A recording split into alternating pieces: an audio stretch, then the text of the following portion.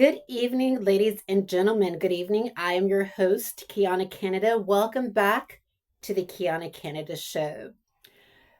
Before we get into today's topic, don't forget to like, share, and subscribe to this channel. Remember that your likes and your shares, what it does is it pushes videos like this up in the algorithm. It tells the algorithm that videos like this are important. But we must be reminded that just because videos like this are not pushed up in the algorithm, that does not mean that videos like this are not important.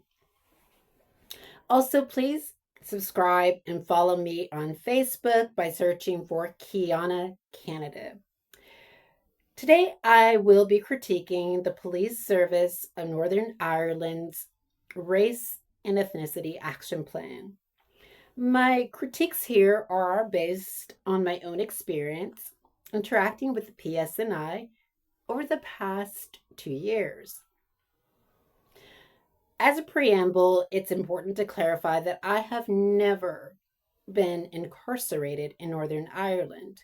My interactions with the PSNI solely comprise of inquiries about where to file my asylum claim when I first arrived, my complaints regarding being harassed online by transnational cyber hackers, encountering PSNI at Phoenix Law, which I will link in the description box below, and lastly, an attempt to file a hate crime complaint.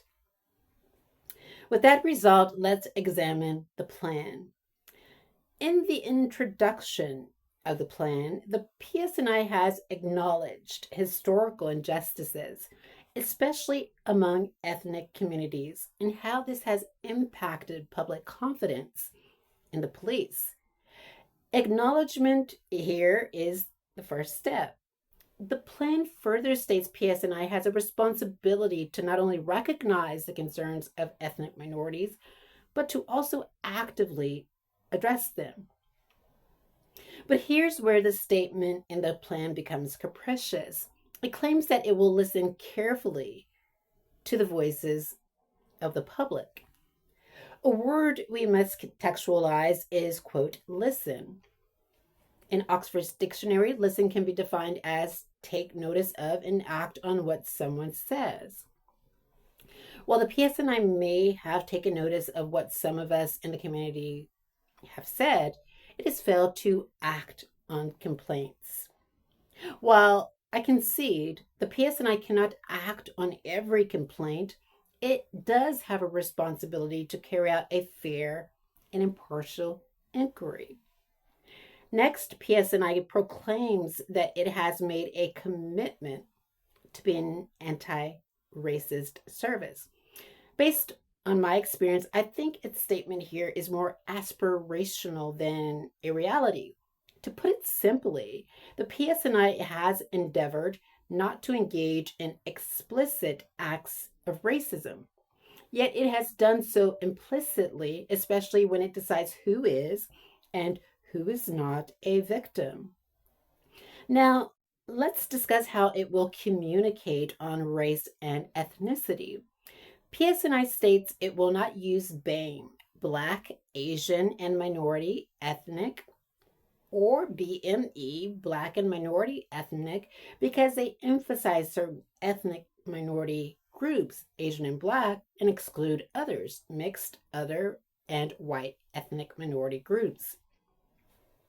Its reason for this is that the terms can mask disparities between different ethnic groups and create misleading interpretations of data. My concern is that the race and ethnicity plan does not clearly define the demographics and how they will be represented in police systems. This has the potential to increase the victimization of some minority groups, like Black Americans. Now, let's take a look at its commitments to this plan. 1, it states they are committed to being an anti-racist police service. To reiterate, while it may have demonstrated a commitment to anti-racism by not explicitly engaging in overt actions, Its implicit actions, such as surveillance, intimidation, and bias, reduces such commitments. 2. It states they are committed to people from ethnic minority backgrounds feeling safe, valued by policing, or by and engaged in policing.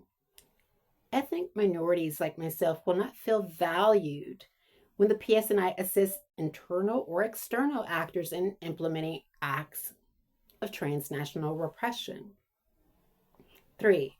It states they are committed to officers and staff from an ethnic minority background feeling safe, valued, and treated fairly and equally in the workplace.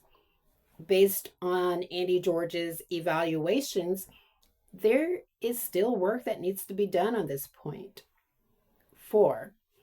It states they are committed to being a police service that respects and is trusted by the people from ethnic minority communities. The PSNI's commitment to being a police service that is respected and trusted by the ethnic minority community cannot be taken seriously when officers prejudge the veracity of someone's complaint based on their nationality and ethnic background and rely on racialized tropes to shirk its investigative responsibilities. 5. It states they are a police service committed to representation and inclusivity. As mentioned previously, based on Andy George's evaluations, this is still work that needs to be done on this point. Lastly, the Police Service of Northern Ireland claim that it is victim focused. The Police Service of Northern Ireland is not victim focused when it prejudges the veracity of someone's complaint and bases its decision on whether to investigate someone's complaint on protected characteristics. This is very similar to Frederick's concept of state nonfeasance, in which the state fails to prevent suffering and deprivation that is in its power to prevent.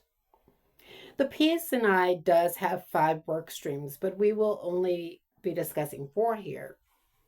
Work stream 2, community engagement and relations.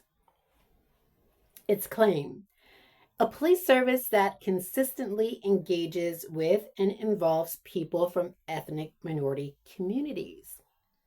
Its action: develop a stronger and consistent approach to engagement with ethnic minority communities at every level of policing.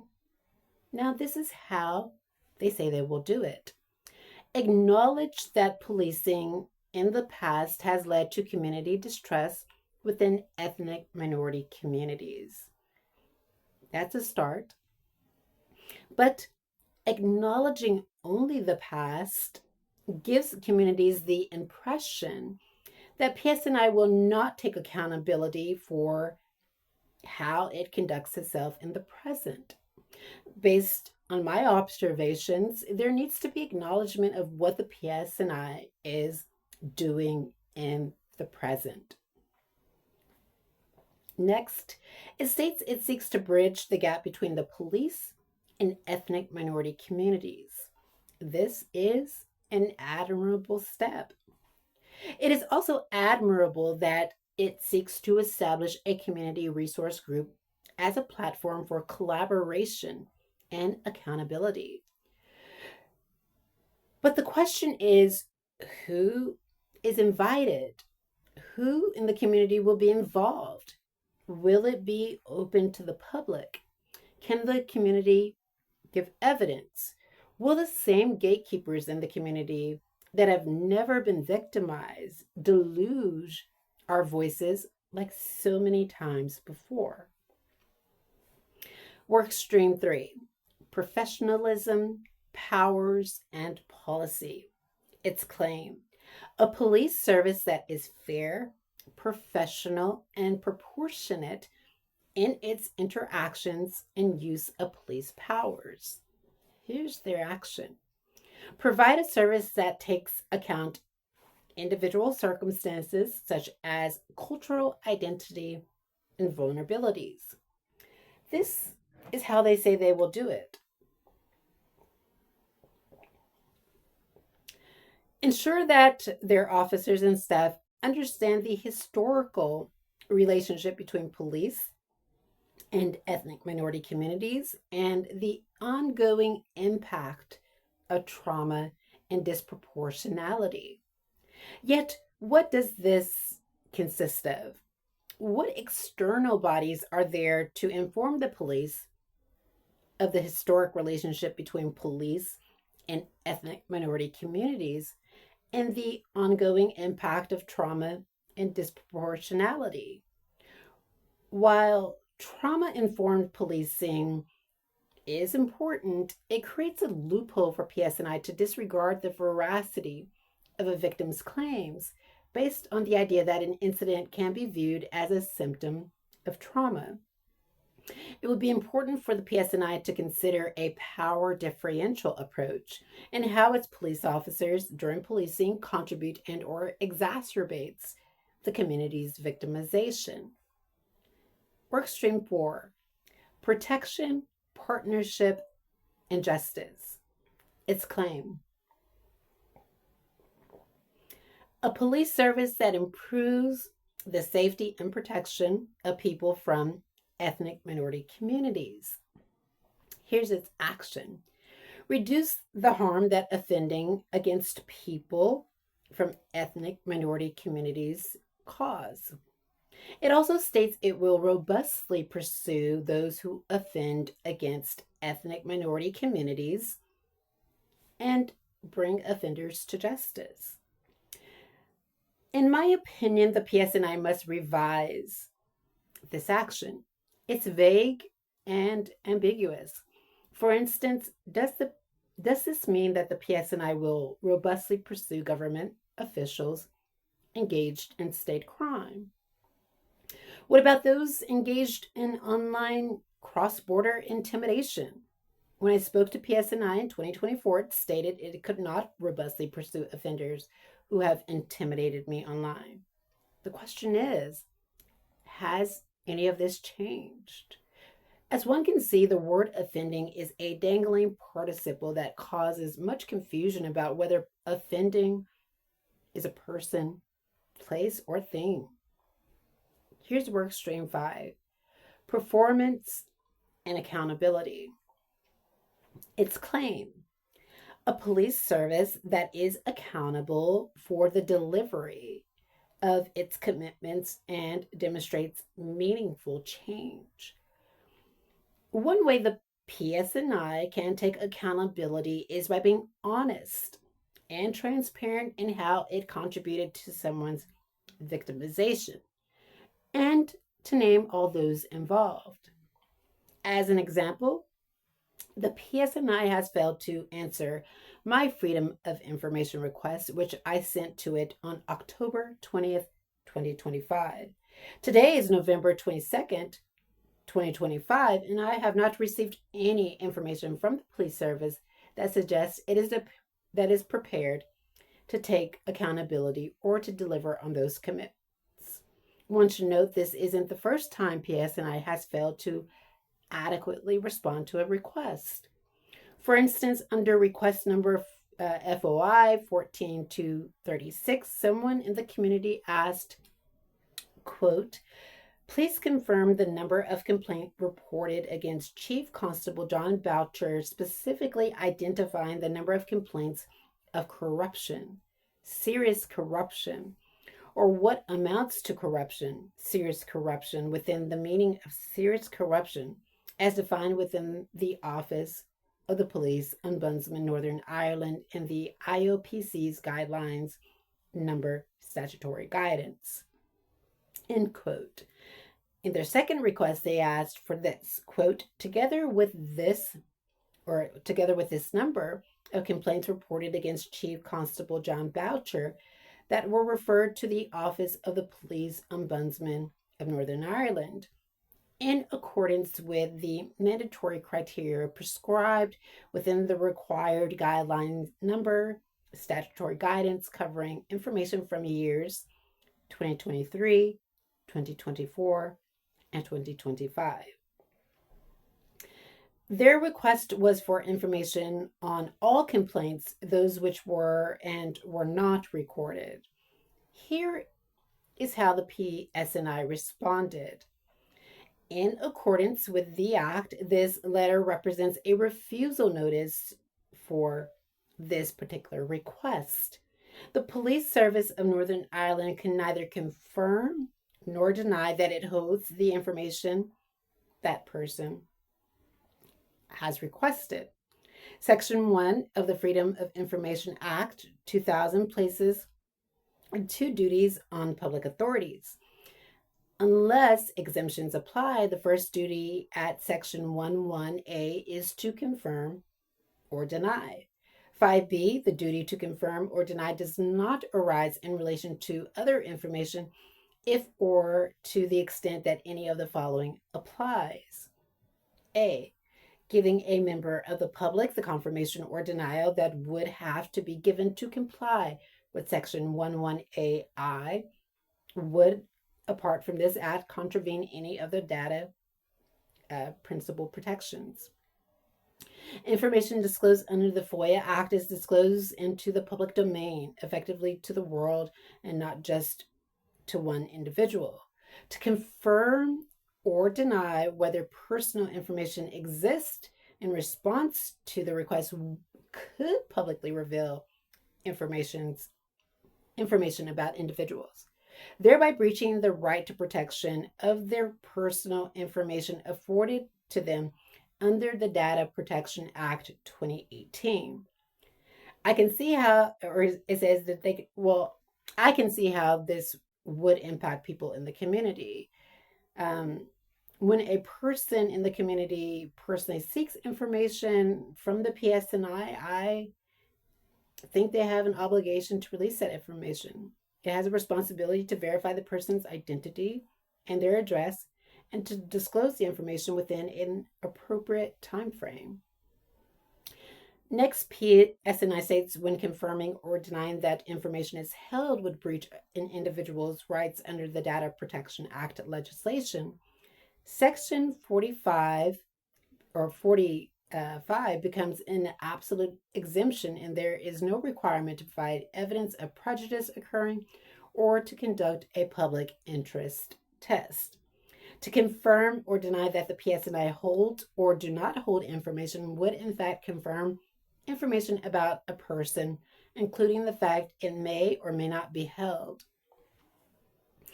This would amount to a release into the public domain of personal information about a person. The person would have no expectation that these details would be released into the public domain. Therefore, their data protection rights would be breached by release. Persons may try to use the FOIA legislation to circumvent the law and may try to obtain information which they are not entitled to, or to try and find out whether the police hold any information about them or others. This is understandable, I think.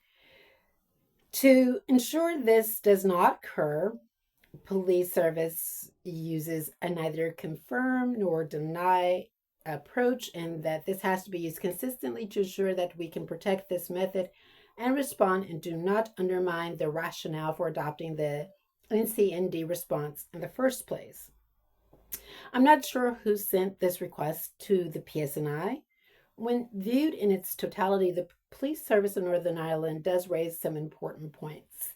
However, as I mentioned above, when a person is in the community and they personally seek information from the PSNI that it may hold on them, it does have a responsibility to verify that person's identity and their address, and to disclose that information within appropriate and reasonable time frame. And there you have it, ladies and gentlemen.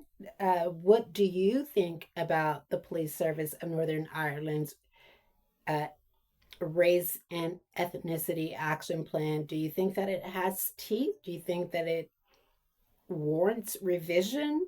Do you think that victims who have made complaints should be invited to I guess, this roundtable or group, this collaborative effort that the police and I claims that it seeks to hold. As you know, I have made some complaints to the PSNI. I felt that I have not been treated fairly. I would want to have a discussion about this in a public forum or within a group setting. It's important for, I think, for the PSNI to listen to all voices. And so there you have it, ladies and gentlemen. We will talk to you next time. Bye bye.